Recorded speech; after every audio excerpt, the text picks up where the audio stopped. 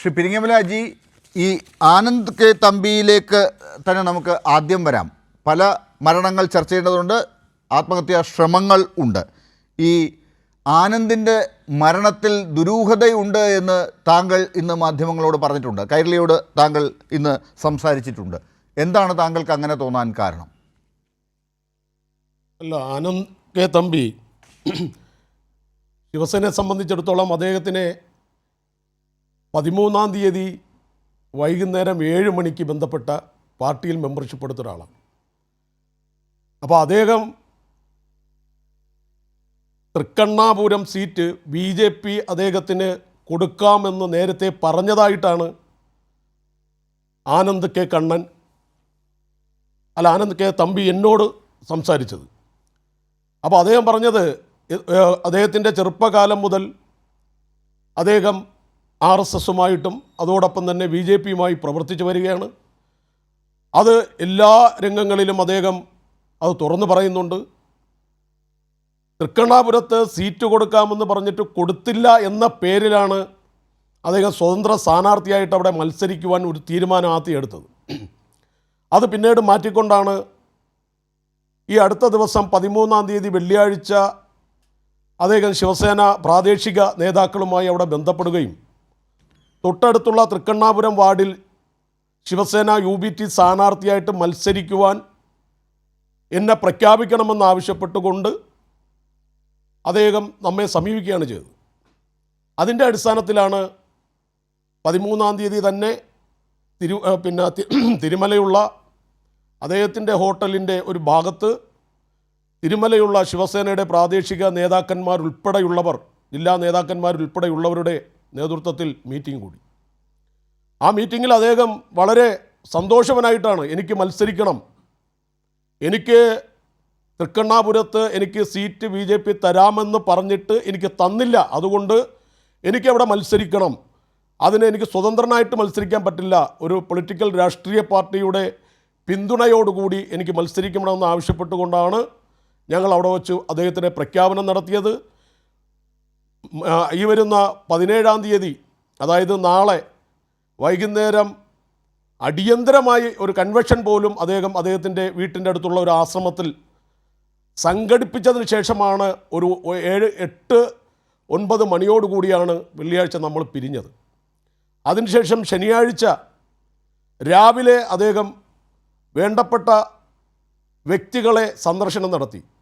ഞാനിങ്ങനെ സ്ഥാനാർത്ഥിയായി മത്സരിക്കാൻ തീരുമാനിച്ചിരിക്കുന്നു, എനിക്ക് പിന്തുണ നൽകണം, എല്ലാ സഹകരണം ഉണ്ടാവണമെന്ന് ആവശ്യപ്പെട്ടുകൊണ്ട് അദ്ദേഹവുമായി ബന്ധപ്പെട്ടിട്ടുള്ള സുഹൃത്ത് വലയങ്ങളുമായി ബന്ധപ്പെട്ടിട്ടുള്ള അല്ലെങ്കിൽ ആ പ്രദേശത്തെ ആൾക്കാരുമായി ബന്ധപ്പെട്ടുകൊണ്ട് പ്രചരണം നടത്തി. അതിനുശേഷം ഉച്ചയ്ക്ക് ശേഷം ഉണ്ടായ എന്ത് സമ്മർദ്ദമാണ് അല്ലെങ്കിൽ എന്തെങ്കിലും ഫോഴ്സാണോ അല്ലെങ്കിൽ അദ്ദേഹത്തിന് എന്ത് ഈ ആത്മഹത്യയിലേക്ക് നയിച്ചത് എന്നുള്ളതാണ് നമുക്കറിയേണ്ടത്. കാരണം പെരിങ്ങമലാജി, ഇപ്പോൾ ഇന്ന് വന്ന ഒരു വാർത്തയുണ്ടല്ലോ, നെടുമങ്ങാട് നിന്ന് വന്ന വാർത്തയാണ്. ശാലിനി എന്ന് പറയുന്ന ഒരു വനിത, അവർ ആത്മഹത്യയ്ക്ക് ശ്രമിച്ച് ഇന്നലെ രാത്രി അവരെ ആശുപത്രിയിലാക്കി, ഇന്ന് അവർ തിരിച്ച് എത്തിയിട്ടുണ്ട്. അവർ മാധ്യമങ്ങളോട് പ്രതികരിച്ചതിൽ നിന്ന് വ്യക്തമാകുന്നത്, അതിനുശേഷം BJP നേതൃത്വം പ്രതികരിച്ചതിൽ നിന്നും വ്യക്തമാകുന്നത് BJPക്കകത്ത് അവരെ സ്ഥാനാർത്ഥിയാക്കാൻ തീരുമാനിച്ചിരുന്നു. അത് ലിസ്റ്റ് വന്നപ്പോൾ അവരുടെ പേരില്ല, അതിൻ്റെ പുറത്തുണ്ടായ അവരെ തോൽപ്പിക്കാനൊക്കെ സ്ഥാനാർത്ഥിയായാൽ പോലും തോൽപ്പിക്കാൻ വേണ്ടിയുള്ള ശ്രമം വരെ ഉണ്ടായതിൻ്റെ കഥകൾ അവർ പുറത്തു പറയുന്നു. അങ്ങനെ മാനസിക സമ്മർദ്ദം സഹിക്കാനാകാതെ അവർ ആത്മഹത്യയിലേക്ക് പോകാൻ ശ്രമിക്കുന്നു. ഇത് ഇന്ന് വന്ന കഥയാണ്.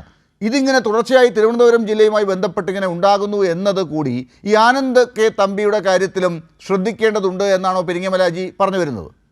അല്ല, തീർച്ചയായിട്ടും അത് പാർട്ടി പരിശോധന നടത്തേണ്ടതാണ്. കാരണം ഏത് പാർട്ടിയായിരുന്നാലും, കാരണം സജീവമായിട്ട് പ്രവർത്തിക്കുന്ന പാർട്ടി വനിതയായിരുന്നാലും അല്ലെങ്കിൽ പ്രവർത്തകനായിരുന്നാലും അവർ ഇത്രയും കാലം പാർട്ടിക്ക് ഉള്ളിൽ പ്രവർത്തിക്കുമ്പോൾ അവർക്കും മോഹങ്ങളുണ്ടല്ലോ. ആ സ്ഥലത്ത് അവർക്ക് അർഹതപ്പെട്ടതാണല്ലോ അവർ ആവശ്യപ്പെടുന്നത്, മത്സരിക്കണമെന്ന് ആവശ്യപ്പെടുന്നത്. എല്ലാ പ്രാവശ്യവും എല്ലാവരും ഒരാൾ തന്നെ മത്സരിക്കണമെന്നുള്ള ആഗ്രഹം മാറ്റിവെക്കണമെന്നാണല്ലോ. അതുകൊണ്ട് ഈ നെടുമങ്ങാട് ഉണ്ടായതും ഇത് തന്നെയാണ്.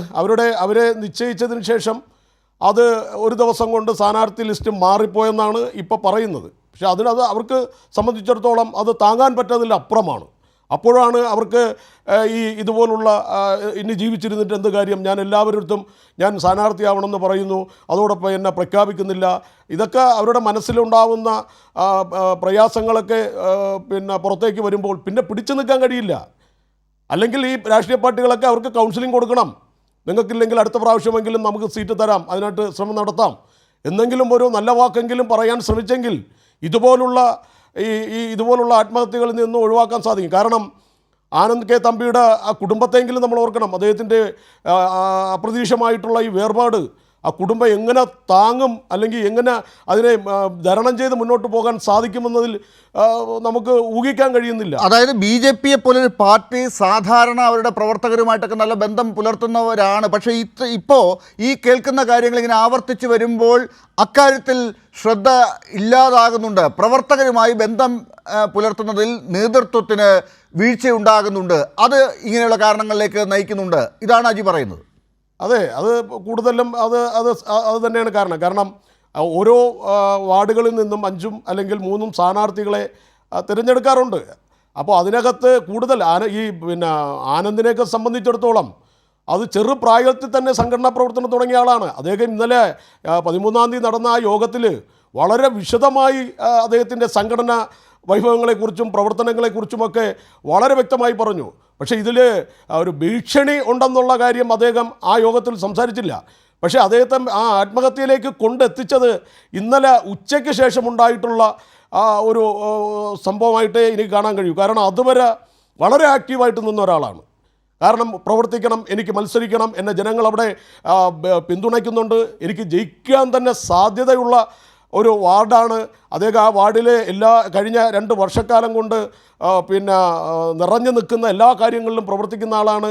അതോടൊപ്പം തന്നെ അദ്ദേഹം പറഞ്ഞു, മരിച്ചുപോയ മുൻ കൗൺസിലർ തിരുമല അനിലിൻ്റെ കൂടെ പ്രചരണ രംഗത്ത് സജീവമായിട്ട് നിന്നിട്ടുള്ള വ്യക്തിയും കൂടെയാണ് ആനന്ദ് കെ തമ്പി എന്ന് അദ്ദേഹം ആ യോഗത്തിൽ, അതായത് ശിവസേന പങ്കെടുത്ത യോഗത്തിൽ, ഇന്നലെ 13-ാം തീയതി വന്ന യോഗത്തിൽ അദ്ദേഹം വാദോരാതെ സംസാരിച്ചതാണ്. അല്ല, ഒരുപക്ഷെ ഈ തിരുമല അനിലുമായി ബന്ധപ്പെട്ട കാര്യങ്ങൾ കൂടുതൽ അടുത്തറിയാവുന്ന ആൾ കൂടിയാണ് ആനന്ദ് കെ തമ്പി. അപ്പോൾ അതുകൊണ്ട് തന്നെ അക്കാര്യത്തിൽ ഏതെങ്കിലും തരത്തിലുള്ള സംഭാഷണങ്ങൾ അതുമായി ബന്ധപ്പെട്ടവരുടെ ഭാഗത്തുനിന്ന് ഉണ്ടാകുകയോ അല്ലെങ്കിൽ അവർ ഭയപ്പെട്ടിട്ടുണ്ടോ ഇനിയിപ്പോൾ ശിവസേനയിലേക്ക് വന്ന് BJP-ക്കൊരു ഭീഷണിയായി നിൽക്കാൻ പോകുന്നു, അത് ഇനി തിരുമല അനിലിൻ്റെ കാര്യത്തിലുമൊക്കെ ചർച്ചയാകുന്ന ഒരു ഘട്ടത്തിലേക്ക് കാര്യങ്ങൾ പോകാൻ പോകുന്നു, അങ്ങനെയൊക്കെ വേണമെങ്കിൽ ചിന്തിക്കാവുന്നതാണ് അജി. അല്ല, അങ്ങനെയൊന്നും അങ്ങനെ ഒരു കാര്യങ്ങളൊന്നും ആ സംസാരത്തിൽ പറഞ്ഞില്ല.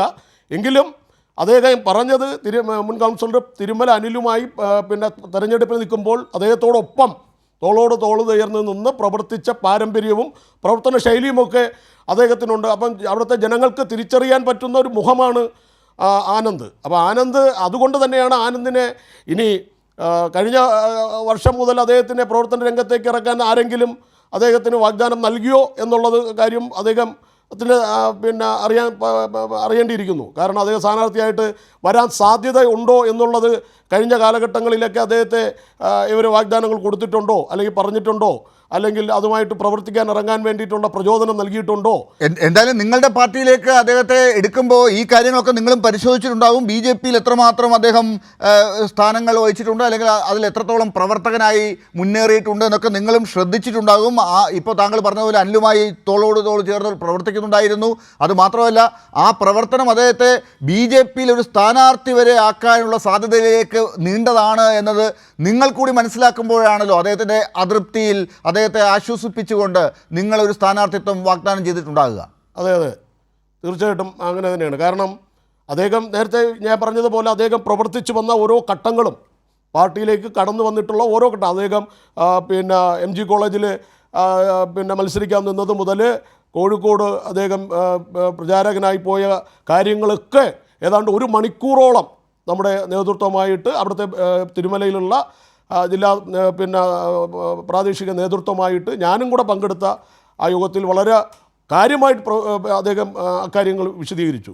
അതോടൊപ്പം തന്നെ എനിക്ക് അതിനേക്കാളും ഒരു കാര്യം സൂചിപ്പിക്കാനുള്ളത്, ബഹുമാനപ്പെട്ട BJP-യുടെ സംസ്ഥാന പ്രസിഡൻറ്റ് അദ്ദേഹം ഇന്ന് എനിക്ക് കൈരളി കൂടെ കണ്ടതാ, അദ്ദേഹം ശിവസേനക്കാരനാണ്. കാരണം അദ്ദേഹം ഒരു ദിവസമേ വന്നിട്ടുള്ളൂ നമ്മളോട്. കാരണം ഈ 13-ാം തീയതി, അതായത് കഴിഞ്ഞ വെള്ളിയാഴ്ച 7 മണിക്ക് അദ്ദേഹം നമ്മളോടൊപ്പം വന്നു മെമ്പർഷിപ്പ് എടുത്ത ഒരു ദിവസത്തെ പ്രവർത്തനമാണ് അദ്ദേഹമുള്ളത്. അപ്പോൾ അദ്ദേഹം കഴിഞ്ഞ അതിനു മുമ്പേ അദ്ദേഹം പാർട്ടിയിലില്ല. ഇതിപ്പം എന്താ പറയും പോലെ നിങ്ങൾ എന്നെ കമ്മ്യൂണിസ്റ്റ് ആക്കി എന്ന് പറഞ്ഞതൊക്കെ അദ്ദേഹത്തിന് ശിവസേന മുൻകാലങ്ങളിൽ ശിവസേനക്കാരനാണെന്ന് ആക്കുന്ന ആ സമീപനത്തിനോട് നമുക്ക് യോജിക്കാൻ കഴിയില്ല. അദ്ദേഹം ഒരു സ്വയം സേവകനാണ്. അദ്ദേഹം BJPയുടെ പ്രവർത്തകനാണ്, നല്ലൊരു അച്ചടക്കമുള്ള പ്രവർത്തകനാണ്. അവിടെ ജീവകാരുണ്യ പ്രവർത്തനവും സമൂഹമായിട്ട് നല്ല ബന്ധമുള്ള ആളാണ്. ബിസിനസ് രംഗത്ത് നിൽക്കുന്ന ആളാണ്. അവിടെ വലിയ സുഹൃത്ത് ബന്ധങ്ങളുണ്ട്. BJPയുടെയും RSSൻ്റെയും ഒക്കെ എല്ലാ നേതാക്കളുമായിട്ടും പ്രവർത്തകരുമായിട്ടൊക്കെ നല്ല സൗഹൃദമുള്ള ആളാണ്. അവിടുത്തെ എന്താ പറയുക, എല്ലാവർക്കും ഒരു സുപരിചിതനായിട്ടുള്ള ഒരു ആളാണ്. പക്ഷേ അദ്ദേഹത്തിൻ്റെ വേർപാട് ആ പ്രദേശത്തുള്ള ഒരു കുടുംബത്തോടൊപ്പം തന്നെ ആർക്കും അത് വിശ്വസിക്കാൻ കഴിയുന്നില്ല, താങ്ങാൻ കഴിയുന്നില്ല. പക്ഷേ അദ്ദേഹം ആത്മഹത്യ ചെയ്യുന്നതിന് മുമ്പ് ഒരു കാര്യം മാത്രമാണ് ആവശ്യപ്പെട്ടത്: എന്നെ കാണാൻ ഒരു BJP നേതാവിനും അനുവാദം നൽകരുത്, എന്നെ കാണാൻ അവർ വരരുത് എന്നത് മാത്രമാണ്. അത് തന്നെ വ്യക്തമാക്കുന്നു എത്രമാത്രം അദ്ദേഹത്തിന് അവരോട് അടുക്കാൻ പറ്റില്ല, അവരോട് വിഷമമുണ്ട്, വൈരാഗ്യമുണ്ട് എന്ന്. അല്ല, അക്കാര്യം അത് എന്താണ് അത്രത്തോളം പോയെന്നുള്ള കാര്യം അത് അത്രത്തോളം നമ്മൾ ഇടപഴകിയിട്ടില്ല. കാരണം ഒരു ദിവസമാണ് ആനന്ദമായിട്ട് നമുക്ക് ബന്ധപ്പെടാൻ. അതുകൊണ്ട് അദ്ദേഹത്തിൻ്റെ ഉള്ളിലുള്ള എല്ലാ കാര്യങ്ങളോ അല്ലെങ്കിൽ വേറെന്തെങ്കിലും പ്രശ്നങ്ങളോ അക്കാര്യങ്ങളൊന്നും ചർച്ച ചെയ്തിട്ടില്ല. തീർച്ചയായിട്ടും സ്വാഭാവികമാണ്. പക്ഷേ ഈ കാര്യത്തിൽ ഇങ്ങനെ വരുമ്പോൾ നമ്മളത് ചിന്തിക്കുന്നത് എന്തുകൊണ്ട് BJP നേതാക്കൾ വരേണ്ട എന്ന് പറയുന്നതിനെക്കുറിച്ച് അദ്ദേഹം പറഞ്ഞു എന്നുള്ളത് ആ ക്ലിപ്പ് പോലും നമ്മുടെ കയ്യിൽ ഉണ്ടല്ലോ, അല്ല അതിൻ്റെ രേഖകൾ പോലും, ആ ആത്മഹത്യാക്കുറിപ്പ് പോലും.